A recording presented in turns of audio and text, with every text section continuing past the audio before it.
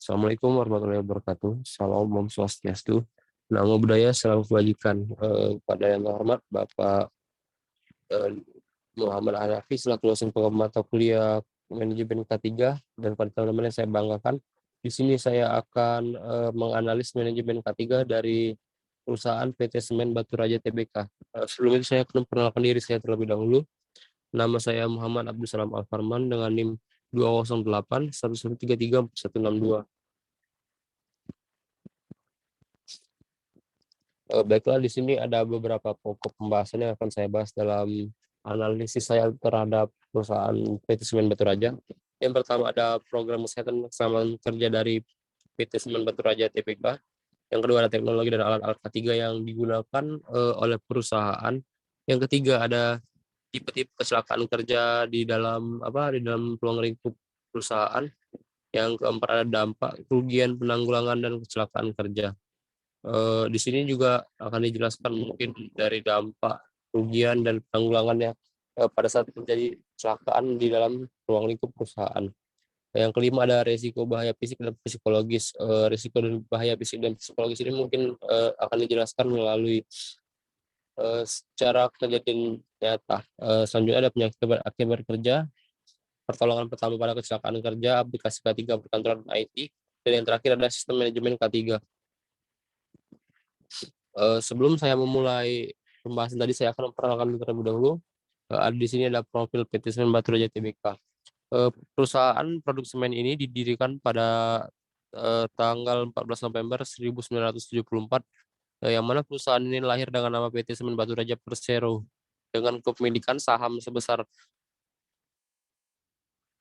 45% yang dimiliki oleh PT Semen Gresik, dan juga PT Semen Padang juga memiliki saham sebesar 55%.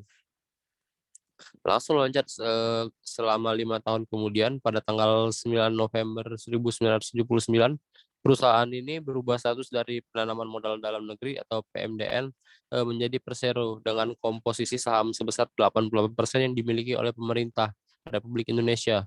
Jadi yang sebelumnya hampir 100% milik swasta dirubah lagi konsepnya menjadi 88% dimiliki oleh pemerintah.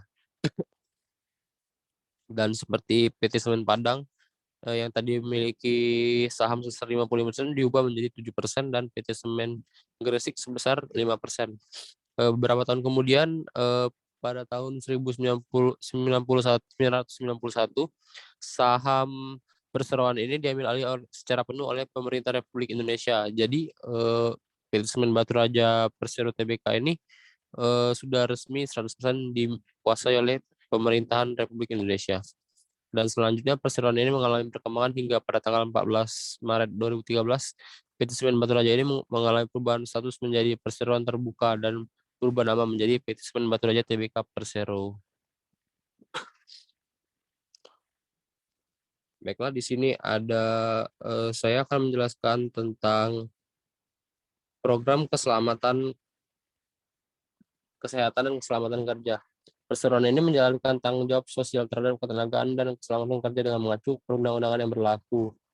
Di sini ada beberapa undang-undang yang sudah ditetapkan oleh perusahaan, yaitu yang pertama ada Undang-Undang Nomor 1 Tahun 1970 tentang keselamatan kerja. Yang selanjutnya ada Undang-Undang Nomor 13 Tahun 2013 tentang ketenagakerjaan. Yang ketiga ada Undang-Undang Nomor 2 Tahun 2004 tentang penyelesaian perselisihan hubungan industrial. Dan yang terakhir ada PP Nomor 50 Tahun 2012 tentang pedoman penerapan SMK. Dan di sini juga semua pihak yang berada dalam perusahaan harus menjalani pelatihan. Jadi kesehatan dan keselamatan bukan hanya diprioritaskan ke dalam perusahaan, namun juga diperluas ke semua mitra, kontraktor, dan vendor bisnis sebagai pihak ketiga. Untuk memastikan bahwa peraturan, kebijakan, dan prosedur keselamatan telah ditetapkan dengan benar dan konsisten, maka perusahaan terus melibatkan setiap divisi, unit kerja, dan pihak ketiga melalui serangkaian pelatihan keselamatan dan pesan-pesan komunikasi lainnya. Next ada teknologi dan alat K3. Dalam kebijakan perseroan secara tertulis yang ditantangkan oleh Direktur Utama Perseroan, Berikut beberapa sarana keselamatan dari PT Semen Batu Raja. Yang pertama dari APD, tentu saja alat pelindung diri merupakan alat yang paling diwajibkan ada di setiap perusahaan. Di sini dari sarana keselamatan yang pertama mempersiapkan proteksi terhadap kebakaran, ada APAR, hydran, fire alarm, dan juga mobil pemadam kebakaran. Jadi apabila terjadi sebuah kecelakaan yaitu kebakaran, ya sebisa mungkin setiap anggota perusahaan atau karyawan sudah memiliki keempat pelindungan ini. Yang kedua ada sarana P3K, ada ruang P3 dan juga ada mobil ambulans. Dan yang terakhir sarana keadaan darurat limbah B3 atau I was standing. Di sini ada beberapa tipe-tipe kecelakaan kerja. Yang pertama dalam produksi metal. Tentu saja dalam produksi metal ada beberapa hal yang akan terjadi apabila tipe kecelakaan kerja tersebut terjadi. Yang pertama adalah terjepit, terlindas, tertusuk, terpotong, tergores, dan juga jatuh kepleset. Yang kedua dalam kecelakaan kerja dalam konstruksi.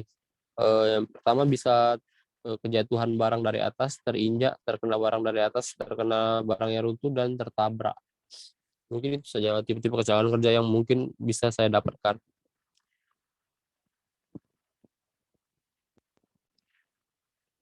Di sini ada selanjutnya ada dampak penanggulangan kecelakaan kerja pada PT Semen Batu Raja.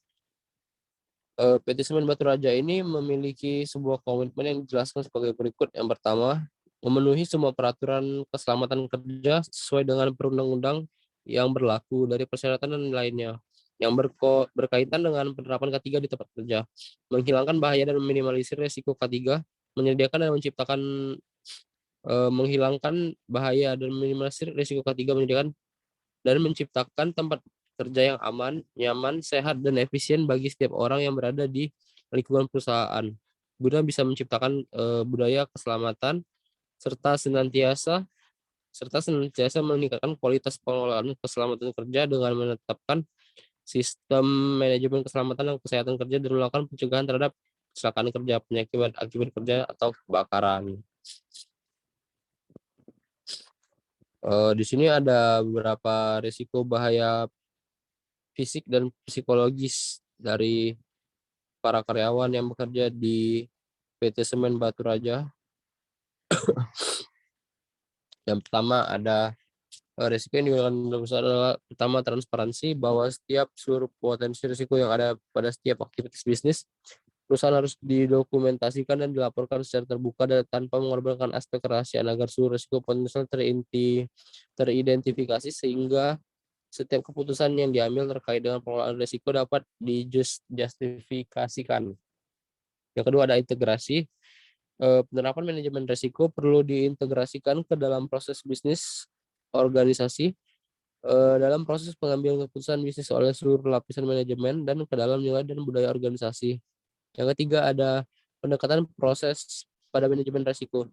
Risiko ini merupakan bagian dari integral dari proses yang dijalani oleh organisasi. Jadi, manajemen perlu menggunakan pendekatan proses dalam identifikasi risiko berasal dari pelaksanaan proses. Yang selanjutnya dari sisi kepemimpinan, bahwa direksi menetapkan kesatuan tujuan dan arah perusahaan, termasuk tujuan manajemen risiko. Direksi harus membangun dan memelihara lingkungan internal agar semua insan perusahaan dapat sepenuhnya terlibat dalam pencapaian tujuan perusahaan, termasuk tujuan manajemen risiko. Selanjutnya ada tanggung jawab berjenjang. Pertimbangan risiko selalu melekat dan harus menjadi bagian integral dalam proses pengambilan keputusan manajemen. Selanjutnya ada manajemen antara biaya dan manfaat, bahwa dalam merancang dan menetapkan program manajemen risiko, manajemen harus mempertimbangkan antara biaya yang harus dikeluarkan dengan manfaat yang kemungkinan diperoleh. Yang terakhir ada penyempurnaan berkesinambungan, bahwa rancangan dan penetapan manajemen risiko harus selalu disempurnakan sesuai dengan kebutuhan organisasi melalui peningkatan kompetensi dan perbaikan sistem manajemen risiko. Di sini ada sistem manajemen keselamatan dan kesehatan kerja atau SMK. Komitmen perusahaan dalam upaya untuk memenuhi PKB berupa Sistem Manajemen Keselamatan Kerja atau SMK 3, antara lain, perusahaan wajib melaksanakan syarat-syarat keselamatan dan kesehatan kerja untuk kepentingan perusahaan maupun kepentingan karyawan sesuai dengan peraturan dan perundang-undangan yang berlaku. Yang kedua, ada perusahaan menyelenggarakan pembinaan karyawan untuk keselamatan dan kesehatan kerja serta membentuk panitia pembina keselamatan dan kesehatan kerja atau P2K3. Karyawan wajib mengikuti menaati segala bentuk peraturan, ketentuan, dan prosedur seperti tanda atau rambu lalu lintas atau tulisan yang berkaitan dengan norma keselamatan dan kesehatan kerja. Karyawan wajib segera melaporkan kepada atasan atau petugas lainnya bila terdapat sumber bahaya atau terjadi kecelakaan. Karyawan wajib segera melaporkan kepada atasan atau petugas lainnya bila terdapat sumber bahaya atau kejadian kecelakaan. Karyawan wajib melaksanakan program keselamatan kerja dengan penuh rasa tanggung jawab. Dan yang terakhir, pemberian alat-alat keselamatan kerja diatur dalam peraturan pelaksanaan dengan keputusan yang dari direksi. Baiklah, next. Baiklah, mungkin tadi sudah beberapa analis saya terhadap PT Semen Batu Raja. Di sini saya akan membacakan kesimpulannya sudah saya tetapkan. Keselamatan dan kesehatan kerja para karyawan yang bekerja di perusahaan ini sudah sangat tercukupi. Bahkan diperhatikan semua struktur keamanan perusahaan ini sudah memenuhi standar yang diberikan oleh undang-undang negara kita. Apalagi pekerjaan tambang ini yang sangat rawan untuk bisa terjadi kecelakaan kerja. Membuat para pimpinan yang saya ketahui sangat prioritaskan keamanan dan kesehatan para karyawan. Dengan tidak mendapati adanya hambatan dari proses penetapan keamanan dan kesehatan maupun keselamatan di setiap bagian pekerja di perusahaan ini, semua diperhatikan dan juga sudah ditetapkan dengan baik. Baiklah, sekian analis saya terhadap PT Semen Batu Raja. Terima kasih. Lebih dan kurangnya saya mohon maaf. Kepada Allah saya mohon ampun. Saya akhiri. Wabillahi taufiq wal hidayah. Wassalamualaikum warahmatullahi wabarakatuh. Terima kasih.